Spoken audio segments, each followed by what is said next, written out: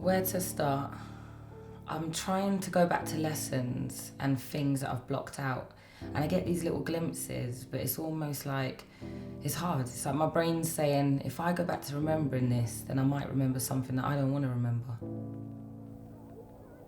I was always good at school. I loved art, but I couldn't excel in it because if something took a week to do and I wasn't happy with it, I would just rip it up and I'd just throw it away. I didn't get anyone's opinion because I knew they would say it's art and it's fine, but the perfectionist in me couldn't deal with that. I'm just really hard on myself. I've always wanted to start a book, but I couldn't because I felt like, how am I going to be able to trust myself to get everything that I need to say in there? I'm not going to add the important things. I'm not going to be able to think. It's like I've got too much space around the subject.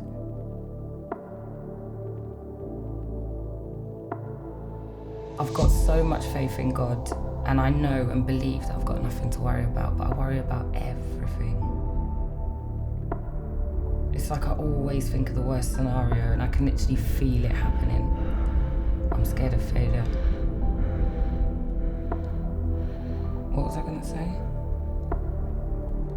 It's on the tip of my tongue. Oh, it's so frustrating when I can't articulate myself the way I want to. It's mad, because people say I articulate myself and express my feelings so well, but it's just not how my brain wants to. Cloudy mind, fuzzy head.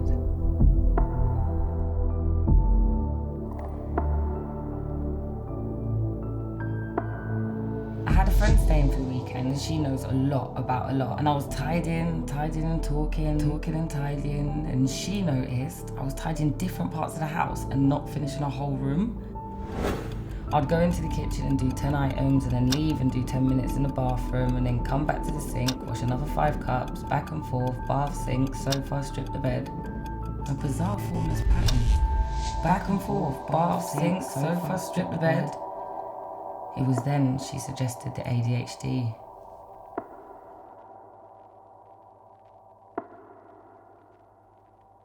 This all led to the doctor's diagnosis. You don't always see what you're not looking for. What was I gonna say? It's on the tip of my tongue. Back and forth, bath, sink, sofa, strip the bed. Me couldn't deal with that. Really hard. I was tidying different parts of the house and not finishing a whole room, but it's just not how my brain wants to. But why was this not picked up before? I'm 30 years old. How did I not figure this out?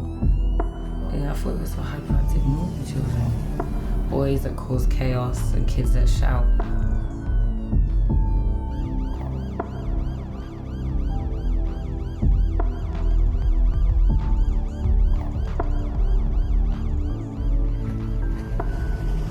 I couldn't believe it. All of the confusion that goes on in my head and all the reasons why I feel like everyone's got things worked out better than me and no one else has these messed up brain patterns from trauma. I just thought my childhood was to blame, but I was realising who I really was, realising that there's other people like me, realising that this is a thing and it's not just me. It was so weird because at first I was like, oh my gosh, I thought this was all temporary stuff that I'm going to be able to get over, but it's not. It's actually my brain. So I'm never going to get over these things I struggle with then. I'm never going to be able to straighten out my mind and just act on what I say and live up to my word. I'm always going to be flaky because it's my brain and you can't cure it. And I just lost my shit for a while. A blank reaction. No one got it. No one really understood the seriousness of it and how many layers there were to it and how many parts of my character had been affected by it. You're not in school right now, you know that kind of vibe. You're just thinking of hyper me, the one who's had a vodka Red Bull, going mad at a party, everyone thinks she's on coke because she's got the energy of 1,000 armies, and you're just thinking that that is what I'm talking about. Brainwash. Society thinking it's just for youth, or one lie repeated multiple times becomes truth. Broken brain, they say. If people with ADHD would just try harder. I have trouble focusing my attention on things that don't reward my brain to focus on them. Are you listening? I delve deeper into ADHD and I see artists, dancers, musicians and painters, the humorous, open, energetic leaders. You know, the ones who can hyper-focus.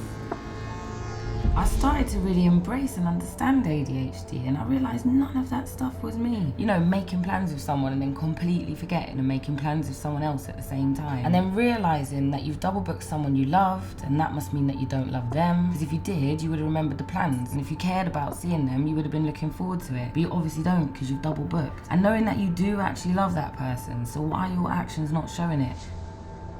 It makes you feel like such a shit person and like you have no integrity, like nothing matches. You talk a good talk, but you just don't walk it. And I always cuss people like that, and I'm never impressed with people like that. And I was being like that. Trapped, not knowing myself. But I realised, that's not me, that's ADHD. That's not me, that's ADHD. That's not me, that's ADHD. So you know what? Instead of me sitting here hating myself and dissing myself and looking down on myself, I'm going to learn how to sort out myself. I'm going to learn how to manage my ADHD, and then I'm going to be the best version of me ever. Ever.